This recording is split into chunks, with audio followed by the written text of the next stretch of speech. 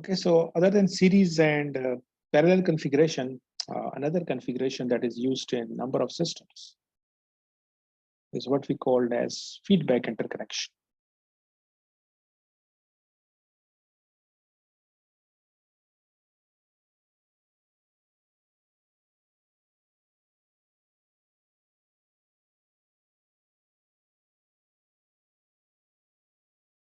So in time domain, I will represent this block diagram as x of t. This is y of t.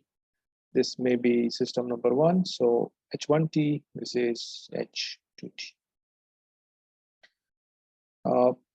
The output of the system, let's call it z of t.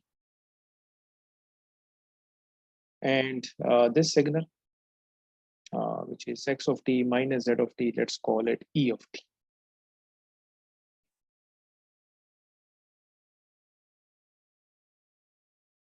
Now, in S domain, it will be represented by these symbols. So this is H1s, capital H2s. This signal will be called as E of S, and this will be called as Z of S.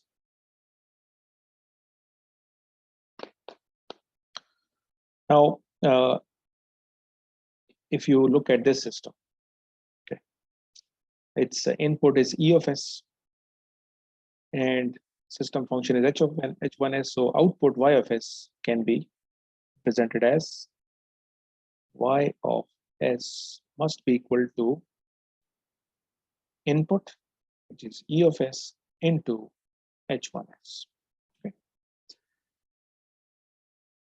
And if we were solving this system in time domain, then we would say Y of t must be equal to E of t convolved with H1t. But now we are using the property of Laplace transform, under which convolution operation becomes multiplication operation. Yes, sir. Now, what about E of S? E of S can be also represented as it is X of S minus Z of S.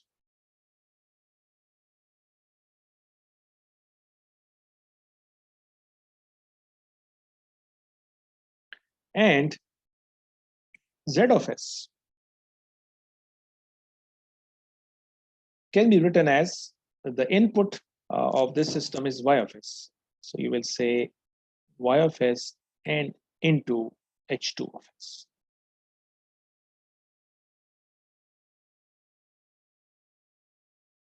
Now now I'm going to make substitutions. Okay, so for the first equation, in place of E of S, I'm going to replace E of S with this. Okay, so you will get X of S minus Z of S into H1 of S. Okay.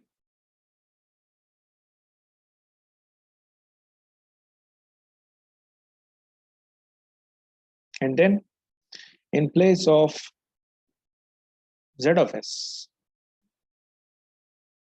I'm going to use this result. So this Z of S over here. So what you will get, let me write it over here. So Y of S will be equal to X of S minus Z of S, and Z of S is replaced by Y of S H2 of S. And this is multiplied with H1s.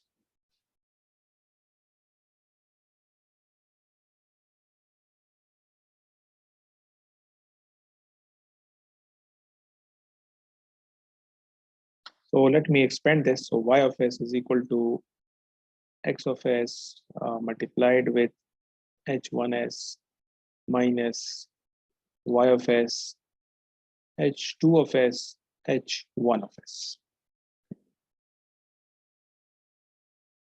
Then I want to combine the terms, that is Y of S and this term. Let me bring them on one side. So you have Y of S plus Y of S, and then H2 of S, H1 of S.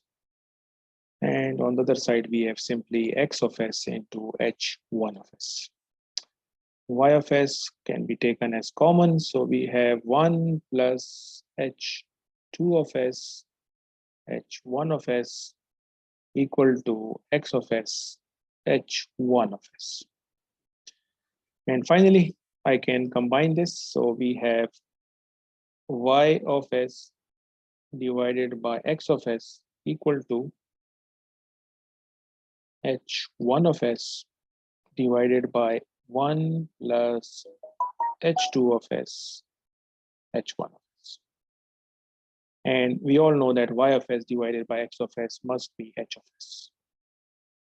When systems are interconnected in a feedback configuration, then the overall system function is simply equal to the system number 1 transfer function h1s divided by 1 plus system number 2 transfer function into system number 1 function. So whenever you have a system function in this manner, it indirectly tell you that we have what we called as feedback interconnection.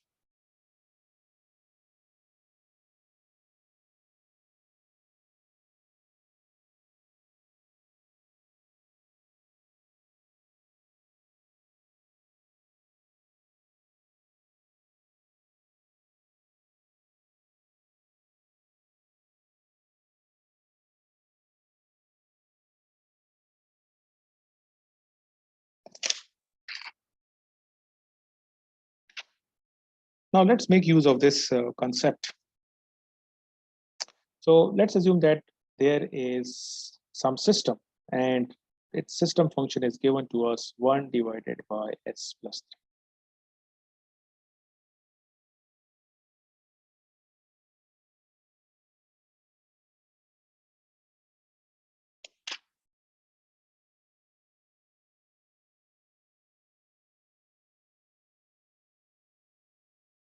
Now what is the corresponding just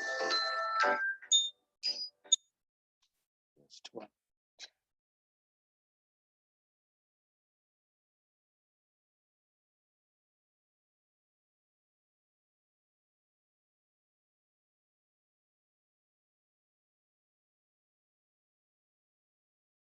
If I want to find out what is the corresponding differential equation,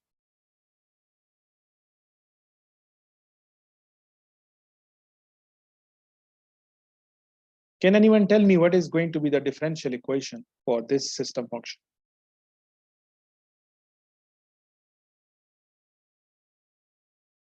sir ji वो last वाली है ना dy by dt plus 3y plus is equal to x of t. 3y of t equal to x of t. Okay.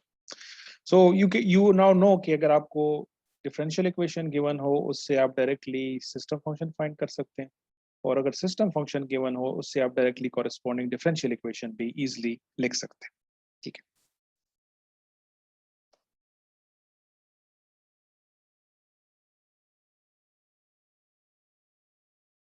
Now इस system का block diagram representation अगर मैं find करना चाहता हूँ, block diagram representation,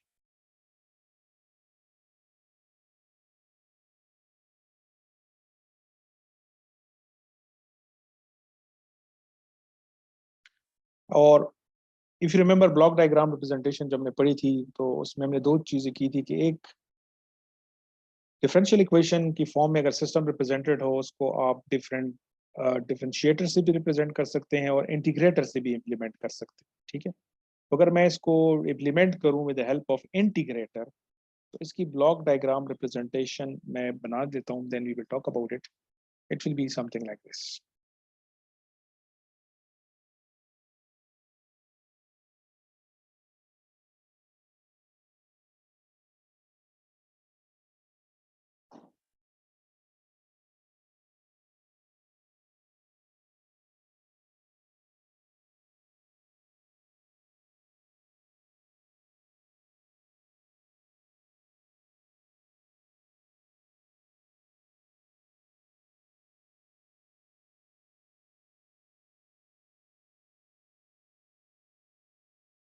this is the block diagram representation है system की जो भी हमने ड्रॉ किया. ठीक है. या यहाँ पे जो आपको 1/s नजर आ रहा है ये बेसिकली क्या चीज है? This is integrate.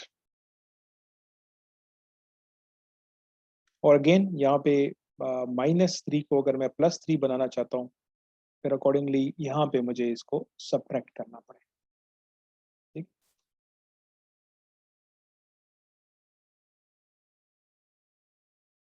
So now जो हमने इस सिस्टम को अगर हम देखें, ये आपके पास फीडबैक सिस्टम, और फीडबैक सिस्टम का ओवरऑल सिस्टम फंक्शन हमने लिखा था, किसके बराबर था? H1s divided by 1 plus H2s into H1s. So let's find out कि इससे क्या रिजल्ट आता है। H1s जो है वो बराबर है 1/s के।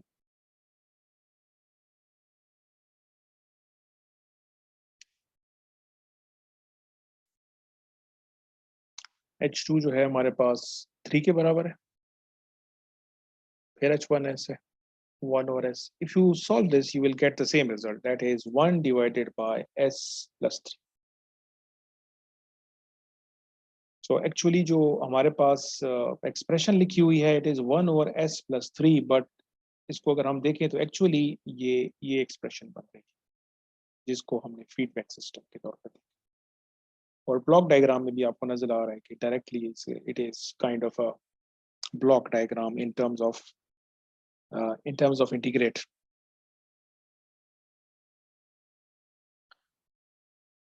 Now let's consider another example to further clarify this idea. Let's assume कि आपको एक सिस्टम फंक्शन गिवन है in this form, s plus 2 divided by s plus 3.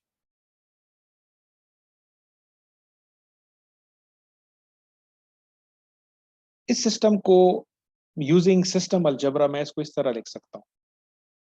I can say कि मेरे पास ये एक्सप्रेशन इस तरह भी हम लिख सकते हैं, with no change in the value. Okay, so what I have done is कि इस को मैंने इस तरह लिख दिया, ठीक है, and you get the idea कि you get the same result, सिर्फ इसको मैंने एक डिफरेंट फॉर्म में लिख दिया। 1/s+3 को अलग टर्म के तौर पर ले लिया है और s+2 को अलग तरह। Now if you look at this, it may appear as if कि ये हमारे पास दो सिस्टम्स जो कि कैस्केड में लगे हुए हैं। इसको आप कह सकते हैं ये एक H1s है फीडबैक वाला है। और ये आपके पास H2s। तो ये कौन सा कनेक्शन है? कैस्केडिंग। कैस्केडिंग, ठीक है। सो 1/s+3 का तो ब्लॉक डायग्राम अभी मैंने आपके सामने बनाया। अगर आप देखें, ये जो मैंने सिंपल जो एग्जांपल की थी इस वन, इसका ब्लॉक डायग्राम तो आपके सामने ये वाला, ठीक है। इसके साथ कैस्केड में एक और सिस्टम है जिसका रिस्पॉन्स ये है, ठीक है। तो मैं अब इसको कंप्लीट बना लेता हूँ, then you will get the idea. So मैं इसको कंप्लीट इस तरह बनाऊंगा कि पहले हमारे पास H1s है जिसको हम इस तरह रिप्रेजेंट करेंगे, 1/s,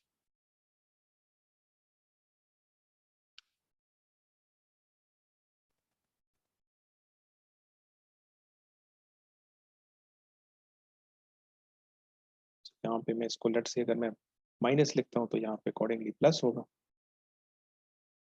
यहाँ पे भी प्लस है, यहाँ पे प्लस। ये आपके पास 670, ये मेरे पास H1s के हिसाब से बन गया 1। और इसके लिए मैं क्या बनाऊंगा? इसके लिए मैं सिंपली लिख देता हूँ s+3 and we will get y50।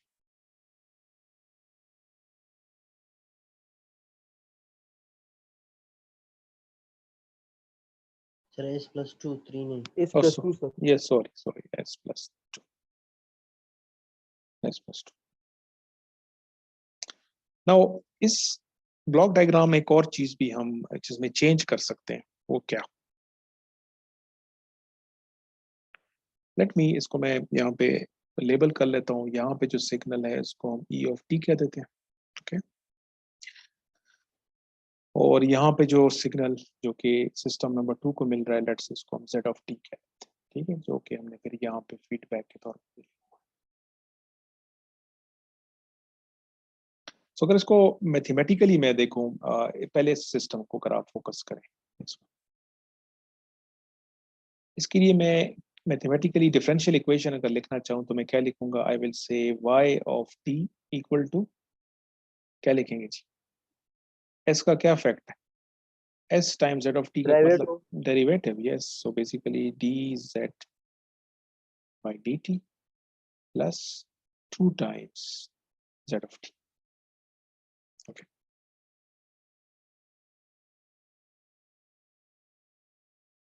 So this is the input-output relationship of this system number 2. Okay.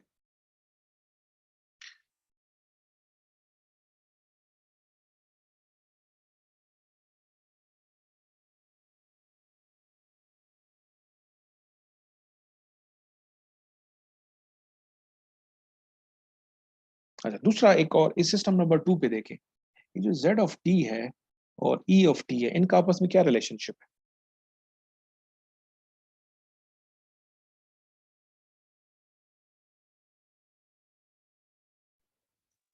Integration. Yes, e of t को हमने इंटीग्रेट किया है तो z of t आ गया हमारे पास, ऐसी है ना, e of t का sir. इंटीग्रेट किया है तो z of t है, इसका मतलब क्या, मैं z of t का डेरिवेटिव ले लूं तो क्या आ जाएगा, E of t. ये आ जाएगा, ठीक है।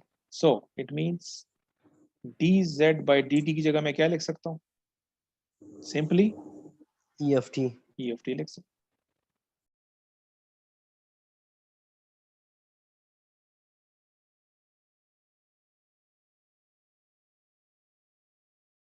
इट मींस कि मैं इस ब्लॉक डायग्राम में क्या चेंज कर सकता हूँ, एक रिजल्ट तो मेरे पास ये है ना, ठीक है ना, इसको मैं अगर इस फॉर्म में देखूं कि मुझे e of t का सिग्नल मैं ले लूं और इसके साथ 2zt ऐड कर लूं, इससे भी मुझे y of t मिल सकता है, ठीक हो गया।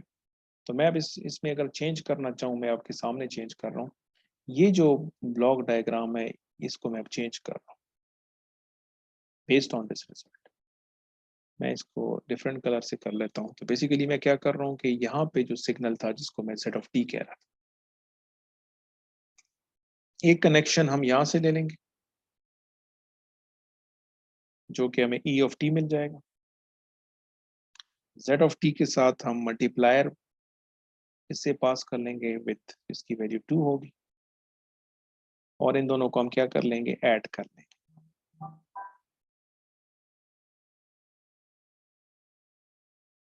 इससे भी मुझे क्या मिल जाएगा, y of t मिल जाएगा। So you can clearly see कि मैंने जो सिस्टम रिप्लेस किया है उसमें क्या चीज मैंने रिप्लेस की होगी, s+2 में क्या चीज रिप्लेस की है? पहले सिस्टम में जब मैं यूज कर रहा था तो एक्चुअली हम क्या यूज कर रहे थे यहाँ पे, s किसको रिप्रेजेंट कर रहा था? सर वो सिस्टम यूज कर रहे थे सर, अब सिस्टम यूज नहीं कर। नहीं, ये क्या चीज थी, सिंपली s क्या चीज होगी, 1 और s क्या चीज थी, ये और डेरिवेटिव है सर, यस इस डेरिवेटिव और इस इंटीग्रेशन। ये इंटीग्रेटर है और ये क्या है, डिफरेंशिएटर है। तो क्या हुआ, मैंने डिफरेंशिएटर की जरूरत ही नहीं है मुझे, just by this simple algebraic manipulation, ठीक है। अब इस आइडिया को मैं जनरलाइज करके एक एग्जांपल पे अप्लाई करूंगा and that will be enough for this topic. Let's consider कि आपको impulse sorry system function given है एक सिस्टम का, and it is 1/s² + 3s+2,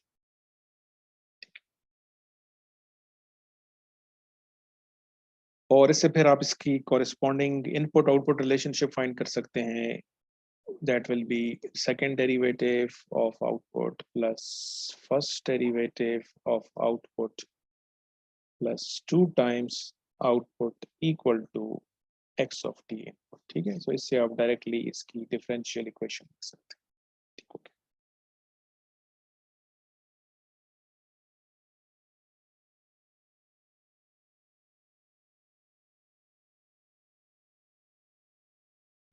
इस इक्वेशन से अब मैं डायरेक्टली इसका ब्लॉक डायग्राम अगर बनाऊं, ठीक है, जिस तरह मैंने इसके लिए बनाया था, keep this thing in your mind, ये जो भी हमने किया था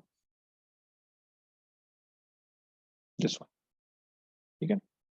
1 और s प्लस 3 के लिए हमने लिखा था ये आया था, और इसका ब्लॉक डायग्राम इस तरह के, ठीक है। इसी को बेस बना के मैं अब इसका ब्लॉक डायग्राम जो बनाऊं वो इस तरह का होगा। वी हैव क्योंकि सेकेंड ऑर्डर सिस्टम है तो इसमें हमारे पास 2 इंटीग्रेटर होंगे, ठीक है। 1 और s,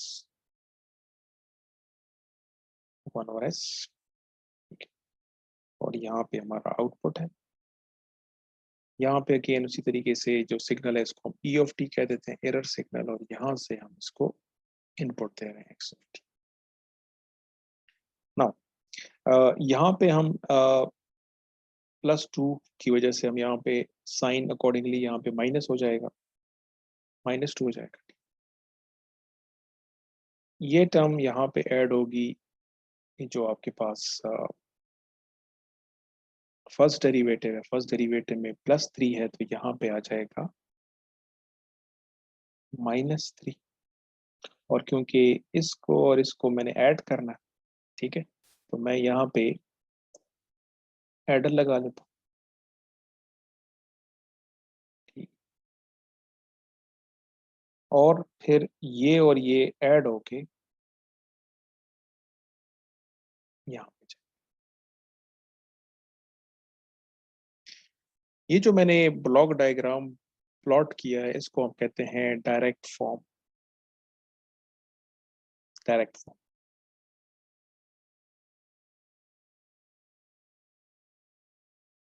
डायरेक्ट फॉर्म इस फॉर्म में कहते हैं क्योंकि इसमें जो ये आपको मल्टीप्लायर्स आपको नजर आ रहे हैं ये डायरेक्टली है, जो कोफिशिएंट्स है उनसे मैं डायरेक्टली इजीली आइडेंटिफाई कर सकता हूँ। यहाँ +2 है, +3 है, तो डायरेक्टली मैंने इसको इस तरह कर लिया। But now we can play around with this system function and we can come up with alternate log diagram, ठीक है। वो कैसे?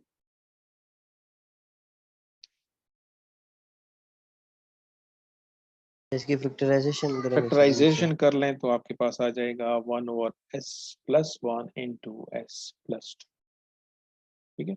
अब इसको मैं यहाँ पे लिख देता हूँ। अब मेरे पास इस तरह की रिप्रेजेंटेशन है कि as if I have 1 over s+1, ये एक सिस्टम हो गया।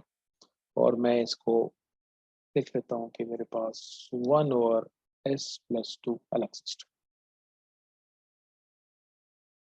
तो आप इसको इस तरह इंटरप्रेट कर सकते हैं कि एज इफ अब आपके पास 2 सिस्टम्स हैं जो कि कैस्केड में कनेक्टेड है। इसका ब्लॉक डायग्राम इजिली हम बना सकते हैं। सिंपली वी नीड 1 इंटीग्रेटर, यहाँ से फीडबैक होगा और यहाँ पे बिकॉज ऑफ +1 यहाँ पे -1 आ जाएगा, और इस तरीके से यहाँ पे ये फीडबैक कनेक्शन हो जाएगा विद प्लस साइन। और इसके साथ हमने एक और सिस्टम लगाया होगा 1 ओवर s, इसके लिए जो मल्टीप्लायर होगा बिकॉज ऑफ +2 यहाँ पे आ जाएगा -2, और ये यहाँ पे सिस्टम नंबर 1 का जो आउटपुट है वो इसको आ जाएगा और यहाँ से आ जाएगा, and we will get y of t। So ये सेम सिस्टम है लेकिन अब इसको हमने डिफरेंट फॉर्म में इंप्लीमेंट कर, ठीक हो गया। थर्ड पॉसिबिलिटी क्या हो सकती है कि जो आपके पास सिस्टम फंक्शन है इसको आप पार्शियल फ्रैक्शन से इस तरह लिख सकते हैं 1 divided by s+1 plus b divided by s+2 कर सकते हैं, और फिर a और b के कोफिशिएंट्स आप फाइंड कर सकते हैं with the help of partial fraction. तो वंस यू अप्लाई दैट आपका रिजल्ट आ जाएगा, a की वैल्यू +1 आएगी और b की वैल्यू जो है आपके पास -1 आएगी। तो आपका सिस्टम इस फॉर्म में नजर आ आपको डिलीवर होगा। अब ये किस किस्म का सिस्टम है जी? इसको आप ट्रीट कर सकते हैं as if h1s plus h2s। ये आपके पास h1s हो गया और इसके अगेन यहाँ पे आप कह सकते हैं कि माइनस है तो अकॉर्डिंगली माइनस साइन भी आप इंक्लूड कर लें तो प्लस माइनस माइनस आपके पास ये प्लस हो जाएगा, ठीक। तो ये कौन सा कन्फिग्रेशन हो सकती है?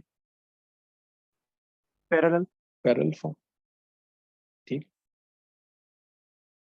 पैरेलल फॉर्म किस तरह होगा? आपके पास सेम सिस्टम है 1 over s,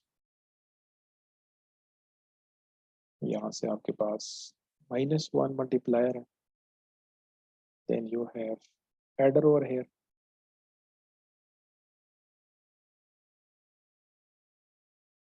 as well as यहाँ पे एक और सिस्टम है 1 ओवर s और उसके लिए -2 है।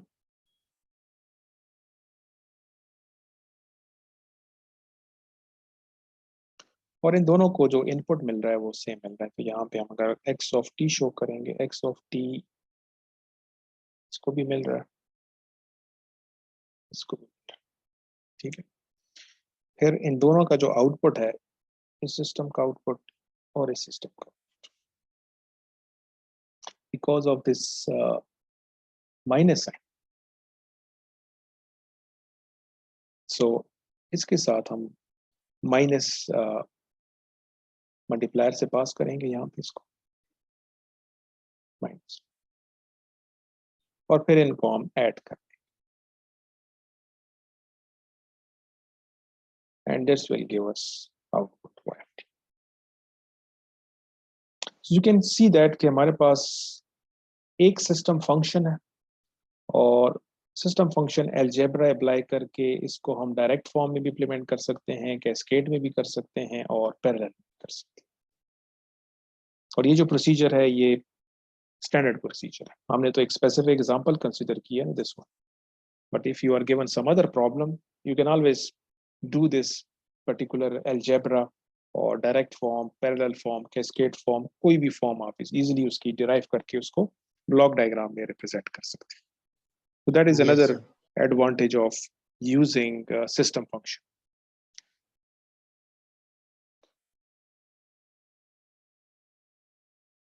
Now moving on to the other topic that is known as, excuse me sir, जी बोले। सर ये सिस्टम फंक्शन को देख के हम ये ब्लॉक डायग्राम किस तरह बनाते हैं सर, इसके समझ नहीं आ रही। ब्लॉक डायग्राम तो हम पहले भी कवर कर चुके हैं, that's why I'm not going into the detailed discussion about block diagram.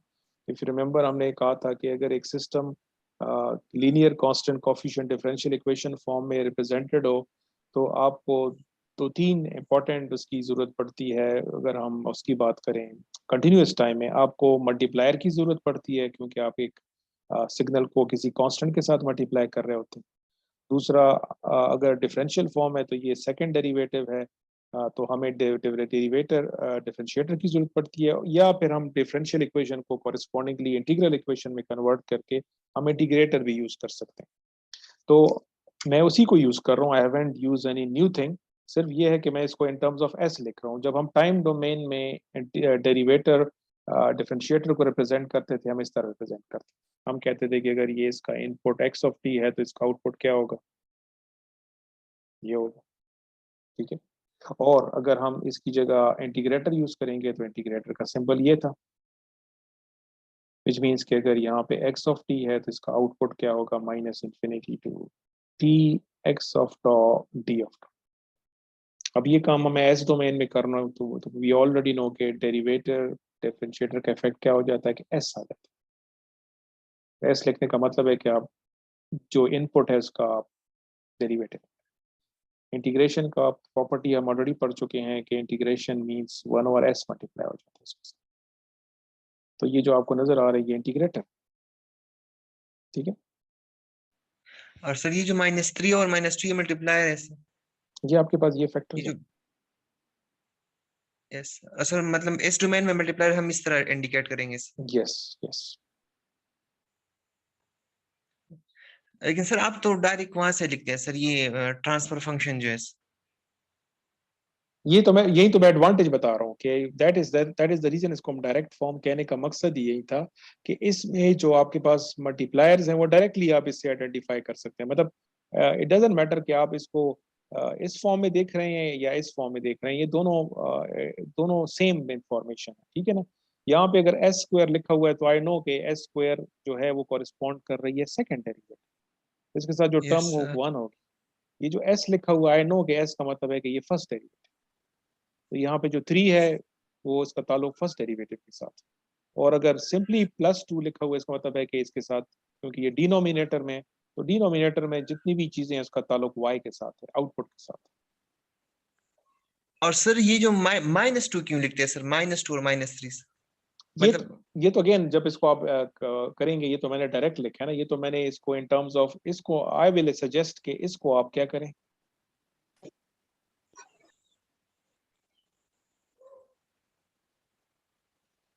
Integral form. जब हमने फर्स्ट टाइम ब्लॉक डायग्राम का कंसेप्ट यूज किया था, वो लेक्चर मुझे भूल गया कि कौन सा लेक्चर है, it was before mid term. वो आप अगर एक दफा ओके सर, रिव्यू कर लें, उसमें आपको नजर आ जाएगा कि अगर आपको डिफरेंशियल इक्वेशन को इस फॉर्म में इम्प्लीमेंट करेंगे तो आपको डिफरेंशिएटर यूज करने पड़ते हैं, ठीक है। तो इसको अगर ओके मैं ओके सर, सही। कन्वर्ट कर दूं तो फिर इंटीग्रेटर फॉर्म में जब आ जाएगी तो आप ये देखेंगे कि ये जो प्लस वाले साइन है ये माइनस में आ जाते हैं, ठीक है। तो ये अलजेब्रा, ये ऑटोमेटिकली मैथमेटिकली यहाँ पे माइनस आ जाता है, ठीक है, इस वजह से यस माइनस, सर, ठीक सही है। है सर। ठीक ओके, थैंक यू सर। है, ओके। Unilateral Laplace transform. अब तक जो लेप्लास ट्रांसफॉर्म हम पढ़ रहे थे उसका अगर हम कंप्लीट, उसका मैं अगर नाम लिखता तो उसको मुझे कहना चाहिए था बायलैटरल लेप्लास ट्रांसफॉर्म। सो जो लेप्लास ट्रांसफॉर्म हम यूज कर रहे थे कि x of t and its corresponding Laplace transform pair x of s, और रिलेशनशिप क्या थी, -infinity to +infinity x of t e power -st d of t। ये जो लेप्लास ट्रांसफॉर्म हमने पढ़ा था, ये वाला, इसको अगर हम कंप्लीट नाम दें तो इसको हम कहते हैं bilateral Laplace transform, bilateral Laplace transform. And now we are talking about another type of Laplace transform that is known by the name of unilateral Laplace transform. Unilateral Laplace transform की mathematical expression में लिख लेता हूँ and then we will see कि इसमें क्या difference है.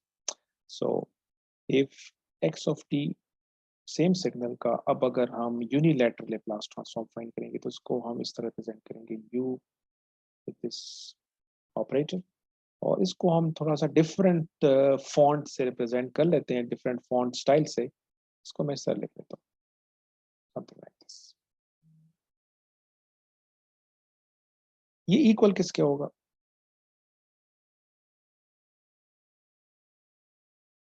Zero minus two plus infinity x of T E power -st d of t.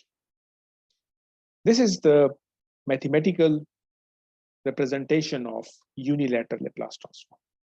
So you can clearly see जो difference आपको नजर आ रहा है bilateral में, वो ये है कि यूनिलैटरल लेप्लास ट्रांसफॉर्म में जो लोअर लिमिट है वो 0 से स्टार्ट हो रही है, 0 माइनस का अगेन मैं पहले भी 0+ का भी मैंने इंडिकेट किया था कि इफ अगर इसको आप टी एक्सिस अज्यूम करें और यहाँ पे 0, so if you are approaching 0 from this side, तो यहाँ पे जो 0 से पहली वैल्यू होगी इसको 0+ करें, और जब आप 0 को यहाँ से अप्रोच करेंगे तो 0 से जो पहली राइट बिफोर 0 को 0-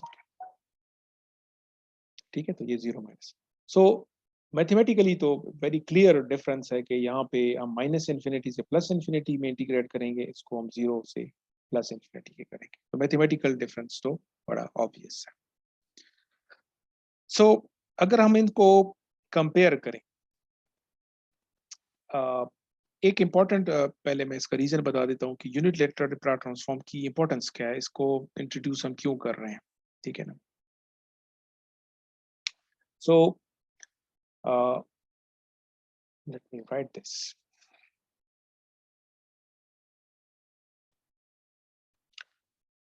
So unilateral Laplace transform is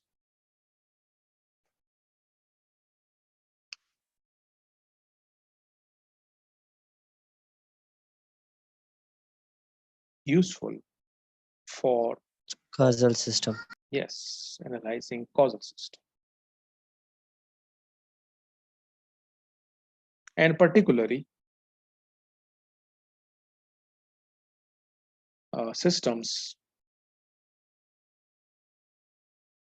specified by linear constant differential equation with non-zero initial condition.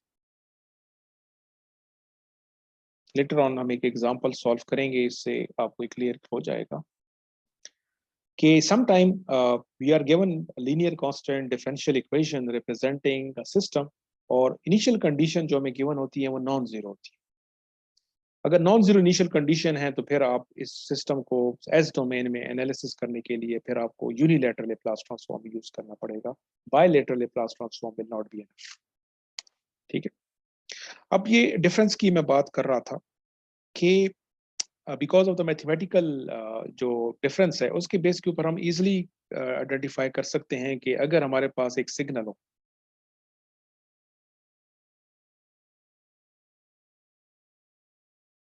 for signals that differ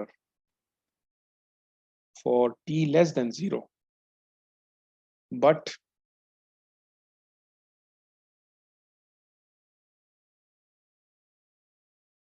identical for t greater than or equal to 0 will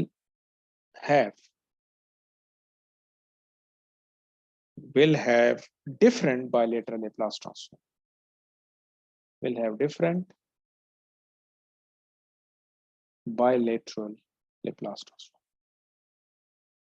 So if we have two signals such that they differ within this time period, but they are identical within this, if you take the Laplace transform, that is bilateral Laplace transform, they will be different. However,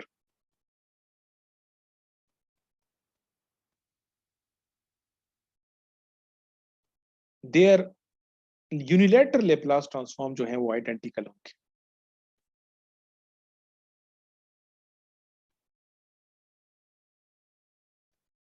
क्यों identical होंगे? क्योंकि t less than 0 के लिए तो हम इसको consider ही नहीं करते. सो अगर दो signal t Yes, less than 0 में डिफर करते हैं, it doesn't matter because all that matters in unilateral Laplace transform is this region. अगर इस region